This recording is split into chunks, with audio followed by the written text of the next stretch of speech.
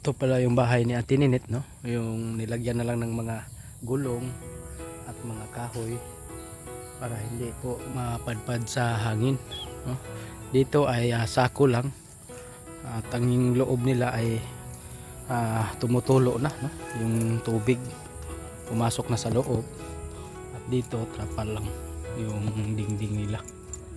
So ayan, maraming salamat po sa mga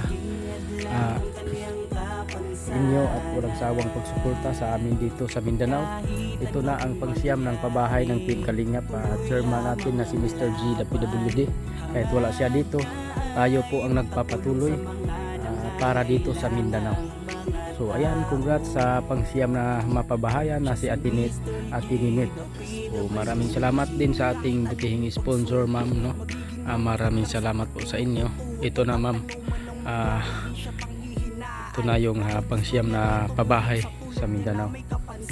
Shout out din kay Mr. G the PWD at kay Ate Nancy, no? Maraming salamat Ate Nancy sa walang sawang pagsuporta dito sa Mindanao.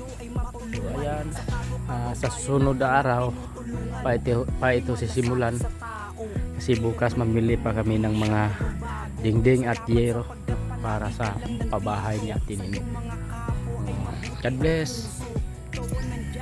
So ayan na Ate Ninit, no?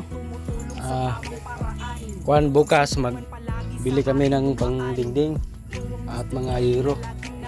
Baka sa sunod na araw sisimulan na po ito. Para matapos na ito kasi tag-ulan na ngayon. Sige na po nagtulo. Naamoy tubig dire dito. Binulan mo pila pong bulan? Depende sa kuan sa build-up So layo pa magkalos dito. Wala tubig, mahapot na. Ugma, palit namin mga gamit para masugdan, no? Ha? Nya duty ka? Sa ay pwede pagka mo duty ugma trabaho, pwede mo pa magtrabaho. Magpalit naman mi. Yada yung pagkasunod adlaw. Trabaho ko na niya mo. Nya kung sa may imong masulti nga nanagyod nga madayon nagyod ang imong mausab na ni imong balay. So gubuon ni nato. Dili man ni ma-repair. Gubuon ni tanan. Kung sa may imong masulti, anong masabi mo sa ating sponsor na andito na yung mga materyales, no? Masimulan na yung pagbahay mo. nakita sa bahay na maiba na itong bahay namin. Salamat sa sponsor bigay tulong sa akin, lalo na sa mga sa Team Kalingap Foundation, kanyang project sa salamat sa lahat sa inyo. Deserve niyo po ito kasi yung bahay niyo tumutulo na. Dito yung pag magulan, marami tubig dito, no?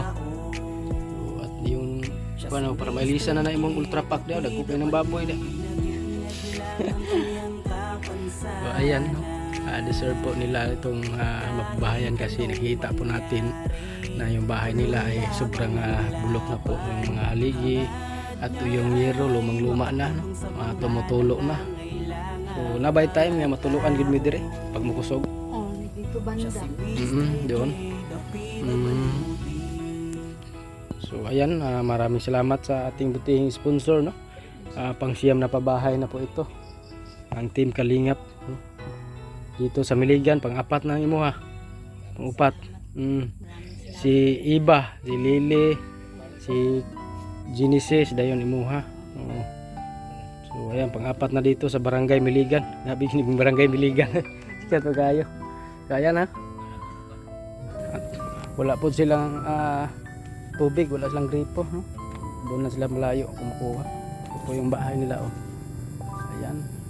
Maraming salamat po sa lahat, no? Sa gitna po ito ng palayan, sa gitna po ng palayan. So maraming salamat sa mga lahat na tumutulong sa ating mga charity vlogs, no?